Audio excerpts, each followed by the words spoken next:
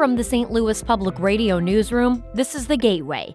It's Friday, the 13th of December. I'm Abby Larico. A small part of Missouri's sales tax goes toward protecting soil on farmland for farmers who are willing to take advantage of the program. But it also showed me there was an avenue to get the conservation accomplished. The program has saved more than 193 million tons of soil from eroding over the past 40 years. That story coming up after this news on The Gateway. All St. Louis Public Schools employees in possession of a district credit card are being told to stop using them and turn the cards in to district leadership. The new policy was announced last night and will go into effect Monday. In a letter to staff, Interim Superintendent Millicent Borichet attributed the change to a goal of improving accountability and ensuring responsible management of district resources. It follows the release of a board-commissioned report earlier this week detailing unchecked spending by the district's former superintendent, Keisha Scarlett, among other policy violations. A St. Louis Public Radio analysis found more than $140,000 worth of credit card charges to vendors, including DoorDash and Bath & Body Works, in Scarlett's name. Scarlett has denied wrongdoing. Her contract was terminated in September. The credit card policy change is one of several recommendations made in the SLPS Assessment Management Report this week. A family from the Ozarks can breathe a sigh of relief after their family member, Travis Timmerman, was found safe in Syria.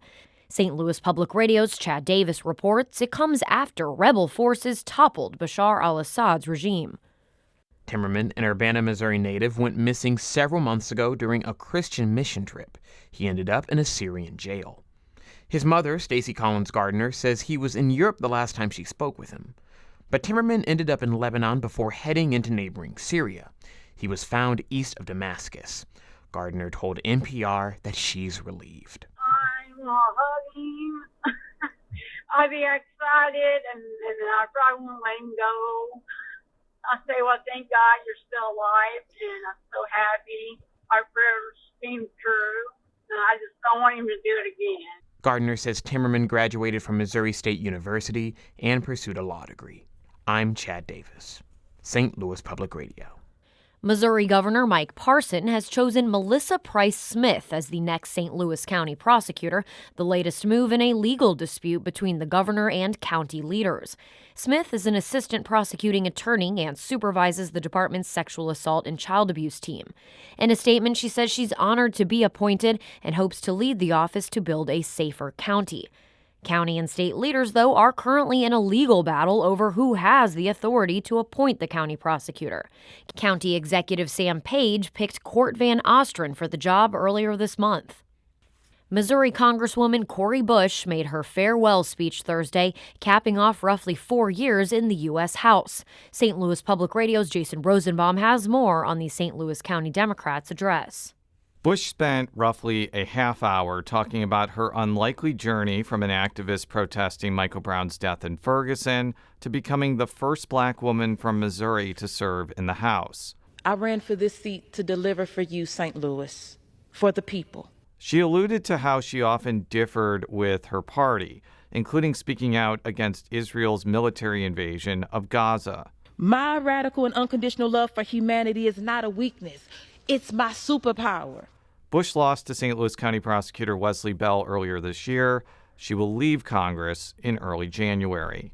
I'm Jason Rosenbaum, St. Louis Public Radio. Demolition of the former St. Louis jail known as the Workhouse will be delayed due to the results of an environmental report. Work on the site was expected to begin next week, but a spokesman for Mayor Tashara Jones says the city will have to do more to reduce the risk of exposure to lead and asbestos during the process. That will push the start date to early January.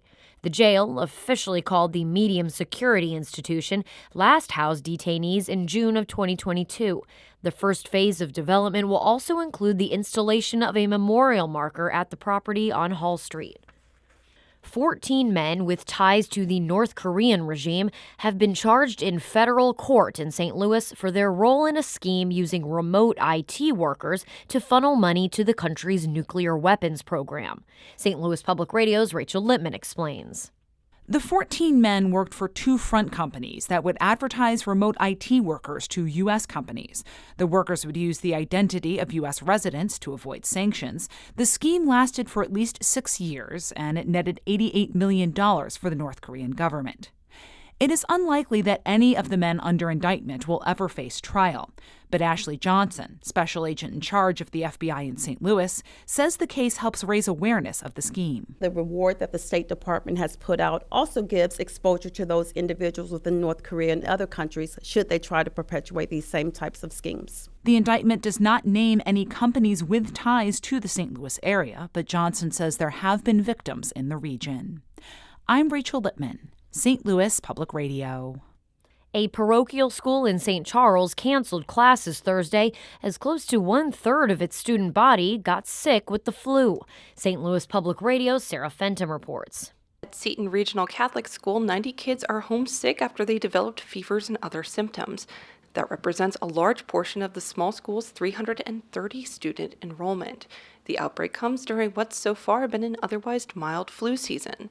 According to state health officials, there were 259 flu cases reported the week ending November 23rd, the latest numbers available. That's far below the more than 1,000 cases that were reported during the same time last year. Health experts say it's not too late this year to get a flu shot, but recommend getting one as soon as possible so it can take effect before Christmas and New Year's gatherings. I'm Sarah Fenton, St. Louis Public Radio.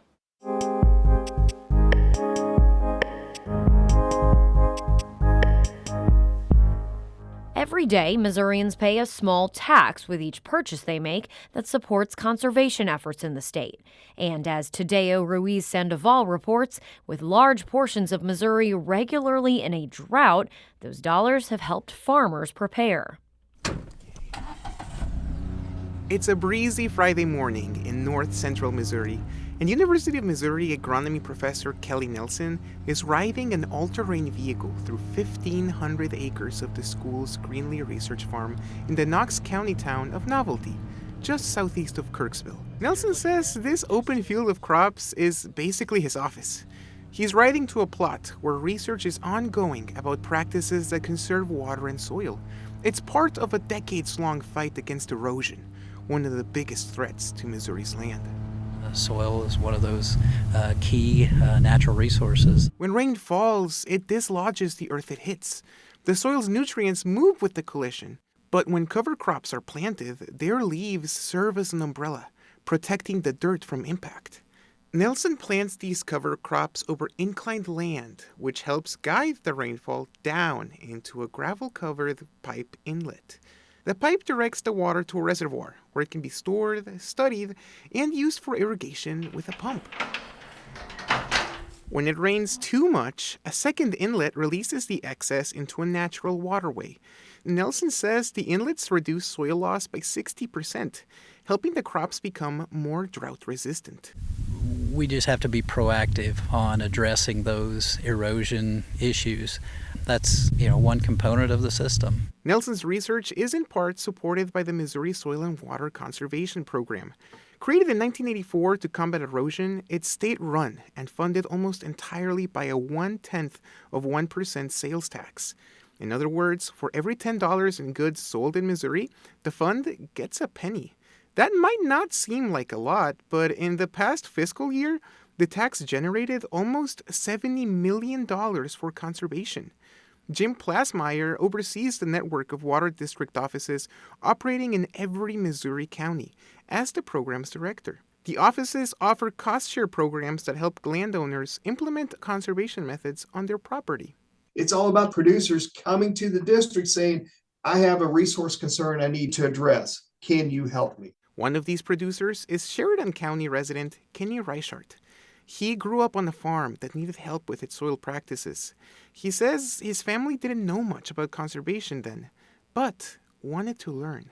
I guess I was always looking for something, but I didn't know what it was.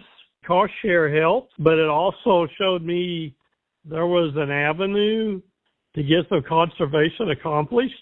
In 2012, he contacted his water district, which recommended he plant cover crops. After seeing an improvement in his land, he helped spread the word about cover crop practices statewide.